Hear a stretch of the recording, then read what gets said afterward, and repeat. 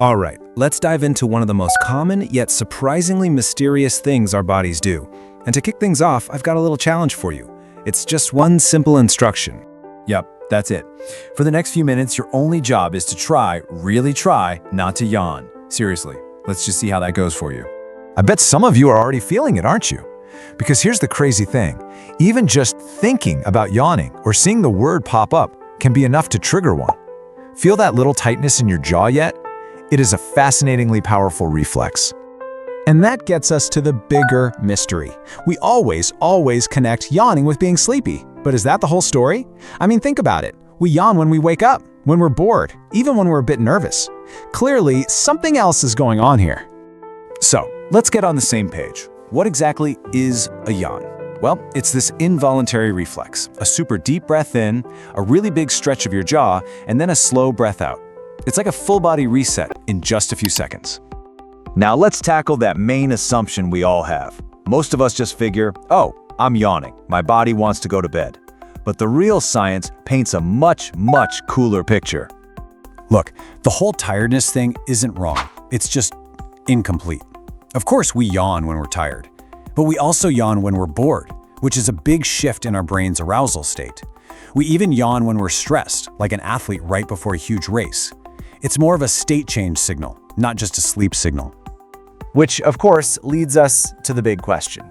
If it's not just about being sleepy, then what on earth is the real purpose of this strange reflex? What's it actually doing?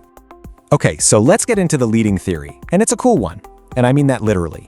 Think of a yawn as your brain's own personal air conditioning system.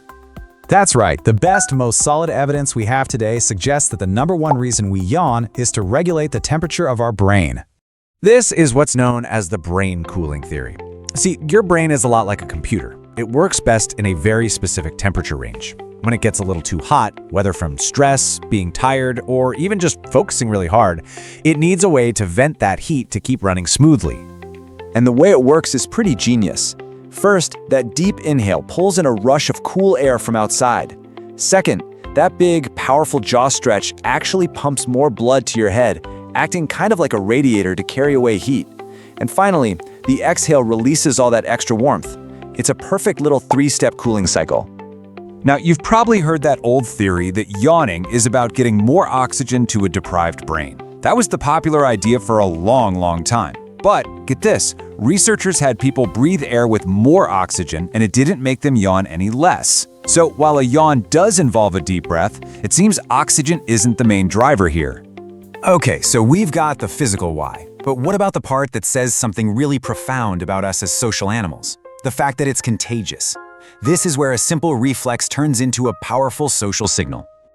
The magic behind a contagious yawn seems to be these incredible things called mirror neurons. These are brain cells that fire up when we do an action. But here's the cool part. They also fire up when we just watch someone else do the exact same thing. It's our brain's way of simulating, of trying on another person's experience. And this is where it all connects. Studies have actually drawn a straight line between how easily you catch a yawn from somebody and how high you score on empathy tests. It's like an unconscious physical echo of what someone else is going through. So when you yawn right after a friend does, it's not a sign of boredom. It's this ancient, hardwired signal that you two are in sync. It's a super subtle act of social bonding, a little sign that you're on the same wavelength. And it isn't just a people thing, not by a long shot. Lots of social animals, from chimps to wolves, have been seen catching yawns. But maybe the best example? Dogs. That's right, your dog can catch a yawn from you, which many scientists think just reinforces that incredible bond that we have with them. Woo! Okay, that was a lot of info packed into a simple little reflex. So let's do a super fast recap of the key takeaways here. First and foremost, a yawn is a powerful tool to cool down an overheating brain, plain and simple. It helps it work at its best.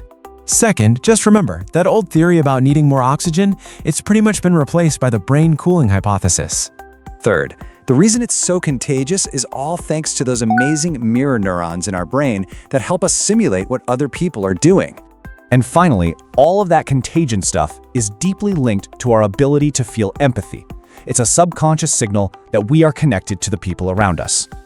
So, what seems like a simple, sometimes kind of annoying reflex is actually a profound window into our own complex biology and our fundamental need to connect with each other. Which leaves us with this one last thought. The next time you feel that irresistible urge to yawn, and I bet it's happened during this explainer, just ask yourself, is my brain just cooling down, or am I subconsciously connecting with someone? Or maybe, just maybe, it's a little bit of both.